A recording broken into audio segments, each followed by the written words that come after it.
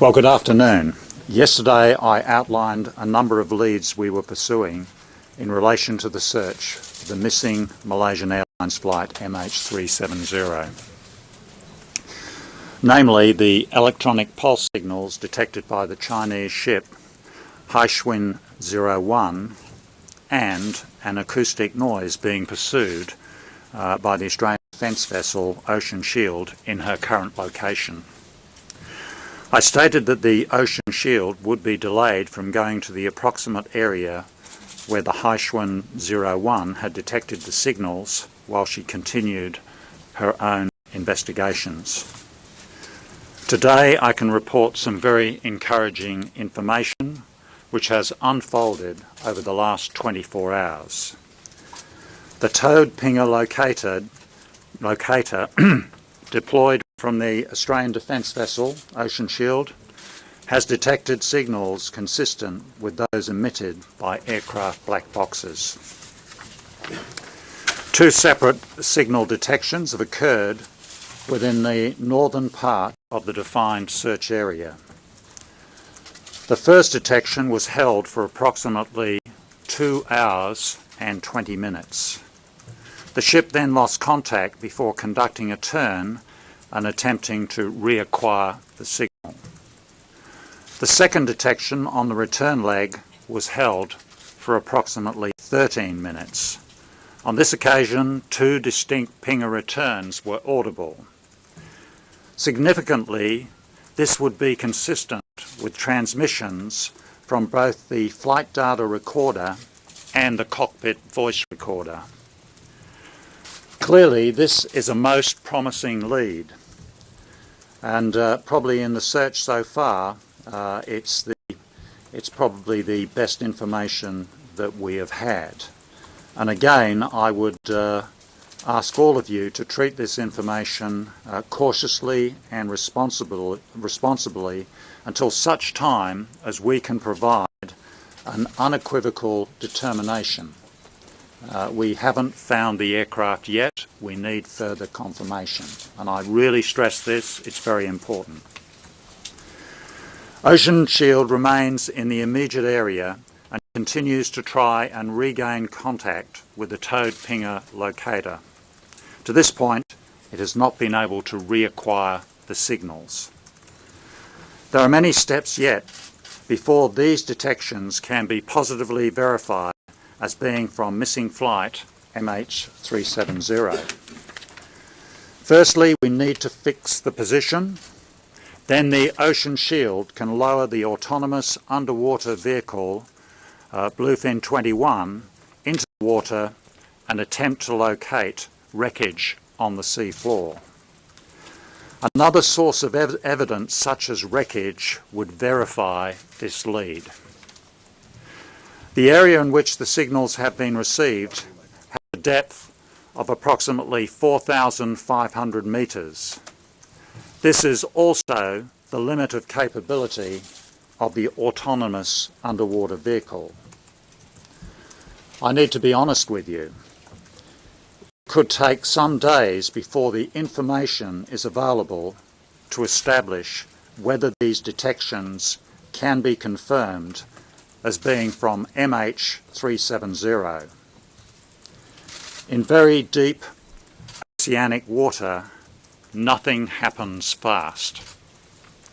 Of course, I will update you once we have an unequivocal determination. Ocean Shield will stay in its current area until such time as it can verify or discount the detections as being from MH370. Work continues by Ocean Shield to refine the pinger detection location. We will continue to follow a methodical and carefully planned process of investigation to verify or discount. A few words about today's search. Up to 9 military aircraft, 3 civil aircraft and 14 ships will assist in today's search.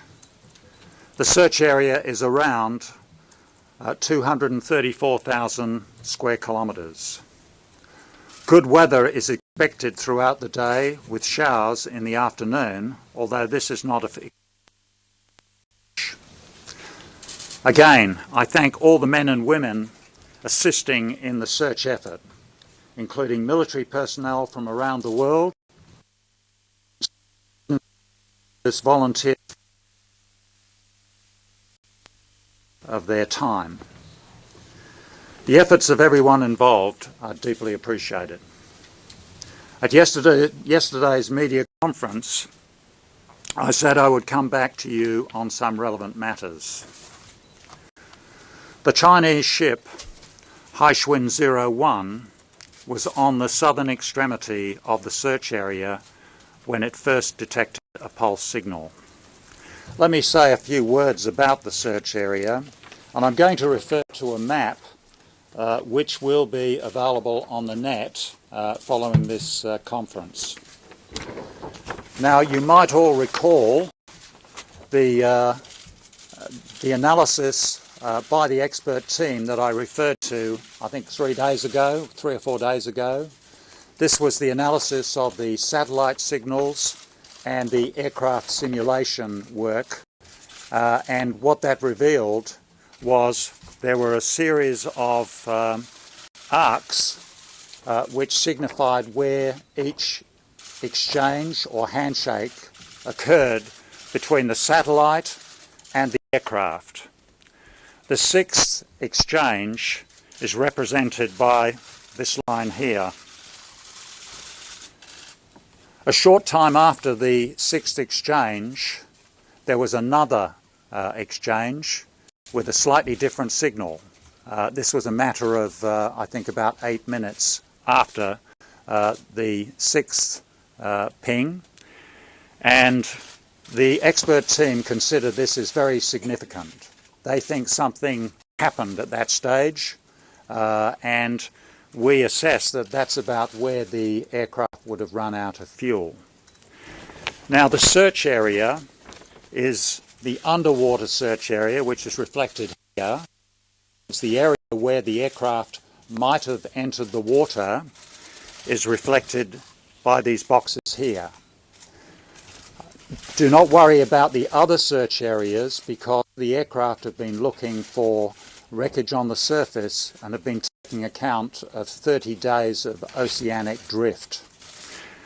But the satellite has essentially given us this area here as the most likely place where MH370 entered the water. Now, what's significant about this is that yesterday, or a couple of days ago, Haishun 01 had its encounter with the electronic pulse in this location here. Ocean Shield is currently working up in this location there. So all of the search underwater is being enabled by wonderful work that was done by the expert team in Kuala Lumpur, and their work has enabled us to come up with an underwater search area which is quite narrowly focused, and with the acoustic events that we're getting in the area, we are encouraged that we're very close to where we need to be. So I just put that on the table because people have asked the question, and I think we need to explain it. And what's the difference between this end of the box and that end of the box? It's the assumptions that relate to the aircraft speed.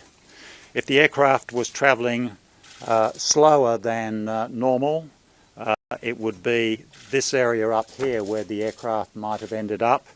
If the aircraft was travelling faster than perhaps normal, or a bit faster than here, it would end up in this area here. So that is why we are searching in this area here, and the most promising lead at this stage is the event I described first up with Ocean Shield in this location here. This graphic will be up on the net after this press conference.